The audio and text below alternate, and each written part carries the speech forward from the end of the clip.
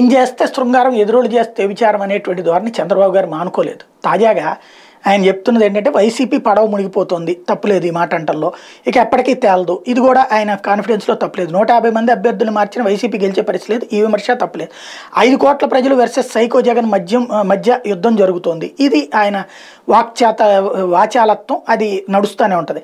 TDP కార్యకర్తలపై కేసుల మీద కేసులు పెడుతున్నారు, విమర్శించడం తప్పులేదు. గెలవాల్సింది పార్టీ అభ్యర్థులు కాదు, రాష్ట్రం గెలవాలి.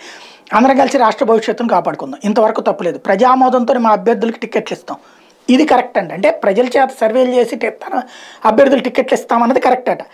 వైసీపీ మునిగిపోయే పడవ, అందుకే వైసీపీ నుంచి ఆ పార్టీ నేతలు బయటపడుతున్నారు.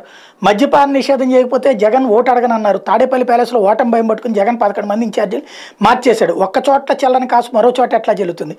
బీసీల మీద అంత ప్రేమ ఉంటే పులివెందులు టికెట్ ఇవ్వచ్చు కదా. 150 మంది అభ్యర్థులు మార్చిన వైసీపీ గెలిచే పరిస్థితి లేదు. వైసీపీ దొంగ ఓట్లు వేయకుండా చర్యలు తీసుకుంటాం, తప్పుడు రిజిస్ట్రేషన్ చేసే వ్యక్తులకి జైలుకు పంపుతాం, ఇష్టానుసారంగా రుషికొండ వేశారు. వైసీపీ ఎమ్మెల్యేలు ప్రజలు భయాందోళనకు గురి చేశారు. ఇంతకీ ఈయనేం మారుస్తారంట, అదేమో లోక కళ్యాణం కోసం అంట. ఈయనకి భయం లేకపోతే క్రిందసారి 2014 గెలిచిన వాళ్ళని అట్లాగే ఉంచొచ్చుగా, 2019లో ఓడిపోయిన వాళ్ళని అట్లాగే ఉంచొచ్చుగా. మరి ఈయన మారిస్తేనే ప్రజాభిప్రాయం అంట, జగన్ మారిస్తేనేమో ద్రోహం అంట.